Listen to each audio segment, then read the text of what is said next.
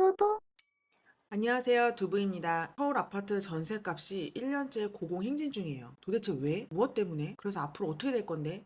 이거에 대해서 담아봤습니다. 요즘 부동산 뉴스만 보면 이런 기사 제목들이 많이 보일 거예요. 서울 전셋값 1년 내내 올랐다. 전셋값은 52주 연속 서울 아파트 세입자 전전긍긍. 아무래도 아직 전반적인 그런 전국의 부동산 시장이 많이 요동치는 건 아니고 부동산의 바로미터가 서울이다 보니까 서울 부동산 시장이 먼저 지금 요동을 치고 있는 상황이에요. 그러다 보니까 서울 아파트의 전세값이 굉장히 많이 뛰고 있는 상황입니다. 서울 아파트 전세 실거래가 지수를 살펴보시면 작년 11월, 12월에만 살짝 주춤하다가 올해 1월부터 다시 반등을 하기 시작을 해요. 자, 그러면 지금 서울 아파트 전세값이 도대체 왜 오르는데 그 원인을 짚어봐야지 앞으로 어떻게 될 것인지를 좀 가늠을 할 수 있겠죠. 자, 불과 약 1년 전 기사를 보시면 전세 역습, 역전세난이라는 키워드가 등장을 해요. 지금은 전세값이 오르는 전세난인데 역전세? 이게 뭘까요? A라는 아파트가 있어요. 이거는 10억입니다. 두 분은 이 아파트를 사고 싶은데 3억밖에 없어요. 그럼 여기에 전세 7억을 끼고 살 수 있어요. 즉 두 분은 3억만 가지고 전세 7억을 껴서 10억짜리 아파트를 살 수 있는 거죠. 이걸 전문 용어로 갭 투자라고 해요. 근데 이런 부동산 시장이 2년 이상 쭉 가면은 뭐 괜찮아요. 왜냐면은 그 다음 세입자한테 또 7억을 받아서 원래 세입자한테 7억을 돌려주면은 계속 이런 식으로 쭉 두 분은 뭐이 A라는 아파트를 가질 수 있으니까요. 그런데 부동산 시장이 그렇게 호락호락하지 않잖아요. 2년 뒤에 이 10억짜리 아파트가 9억으로 떨어집니다. 그러면 전셋값도 6억 정도로 떨어지게 됐어요. 이럴 경우 두부 입장에서 굉장히 난감해집니다. 7억을 받아서 7억을 돌려줘야 되는데 6억밖에 못 받았어요. 나머지 1억을 두부가 현금으로 마련을 해서 도합 7억을 원래 세입자한테 돌려줘야 되는 거죠.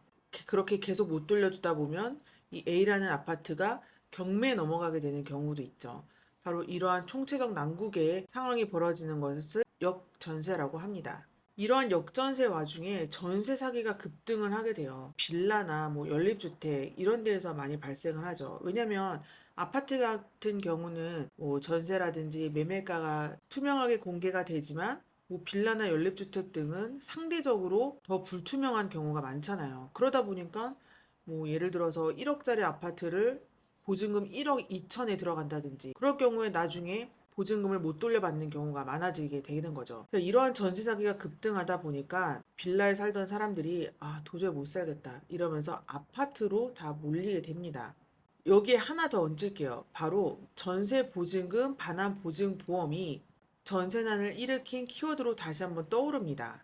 아마 전세입자로 살고 계신 분이라면 보험에 들고 계실 텐데, 그래서 이 보험이 굉장히 유용한 상품이라는 것도 아실 거예요. 전세 계약이 종료할 때 집주인이 두부에게 돌려줘야 하는 보증금을 책임지는 상품이에요. 예를 들어 두부가 세입자한테 보증금을 돌려줘야 되는데 지금 돈 없어 라고 하면서 안 돌려줍니다. 그러면 중간에서 우선 이 보험이 세입자한테 보증금을 먼저 주고 나중에 두부한테 돈을 받는 이런 프로세스예요. 세입자 입장에서 이 보험을 안 들 이유가 전혀 없겠죠. 내 보증금을 안전하게 보장받기 위해서는 꼭 들어야 하는 보험입니다.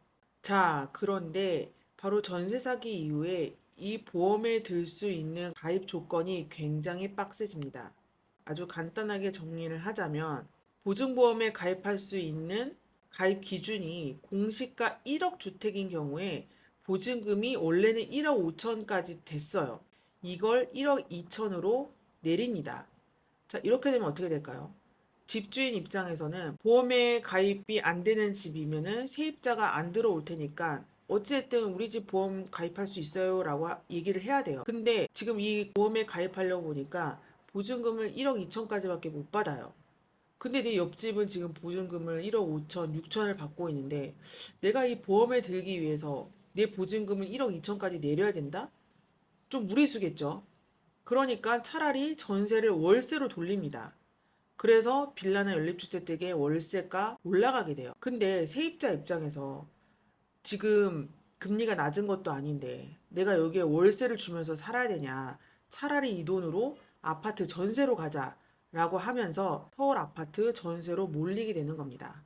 그렇게 되다 보니까 전세 매물은 한정되어 있는데 여기에 살겠다고 하는 사람들이 많아지면 어떻게 될까요? 전세 매물이 감소하게 됩니다. 실제로 수도권 전세 매물이 감소하는 표를 가져와 봤어요. 서울과 경기는 4만에서 3만으로 다 줄었죠.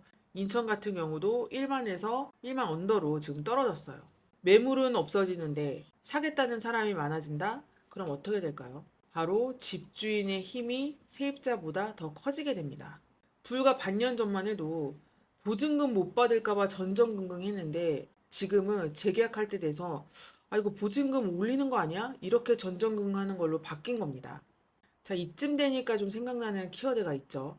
바로 갭 투자입니다. 이미 앞에서 잠깐 설명을 해드렸는데 자, 갭 투자는 10억짜리 아파트가 있어요.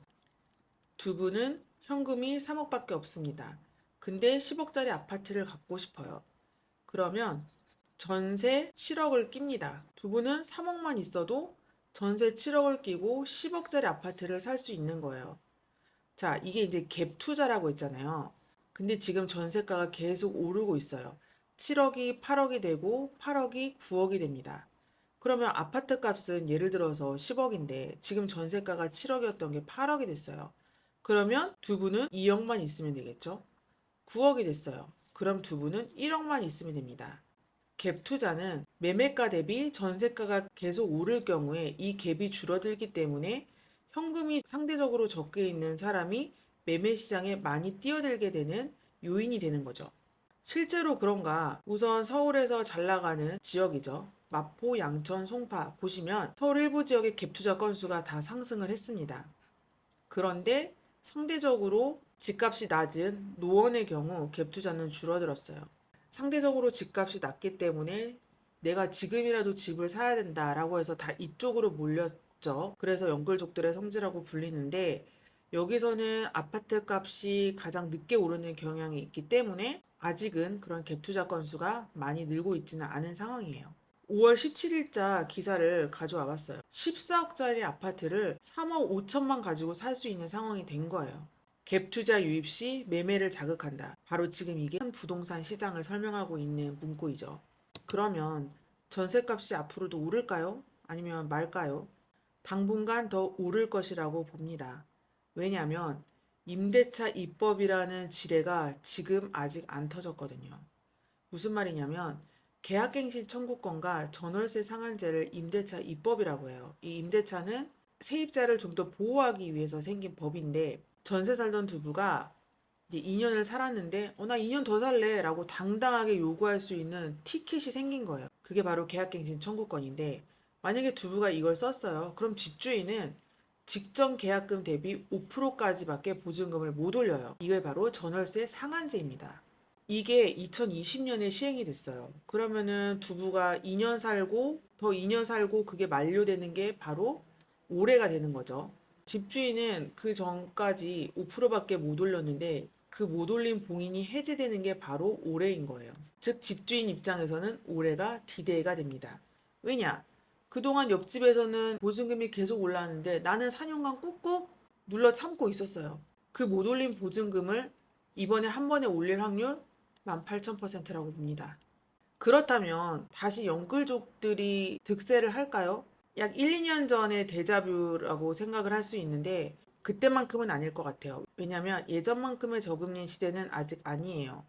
금리가 낮아야지 대출을 왕창 땡겨서라도 사겠는데 지금 금리가 그렇게 낮은 게 아니잖아요.